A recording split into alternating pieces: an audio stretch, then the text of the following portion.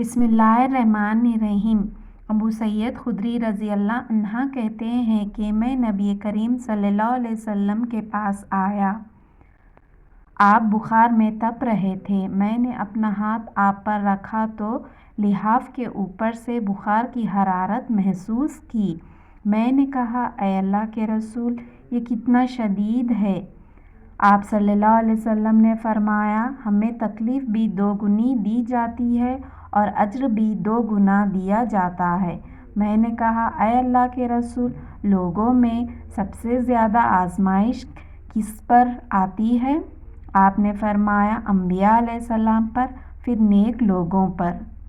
کسی کو محتاجی میں آزمایا جاتا ہے، حتیٰ کہ اس کے پاس صرف وہ چادر بچتی ہے جو اسے ڈھانپتی ہے، اور وہ آزمائش میں اتنا خوش ہوتا ہے جتنا تم میں سے کوئی بھی شخص خوشحالی میں مسرور ہوتا ہے۔ رسول اللہ صلی اللہ علیہ وسلم نے فرمایا، مومن بندے کی مثال جب اسے بخار ہوتا ہے اس لوہے کی طرح ہے جو آگ میں ڈالا جاتا ہے تو اس کا میل ختم ہو جاتا ہے اور صاف ستھرا باقی رہتا ہے۔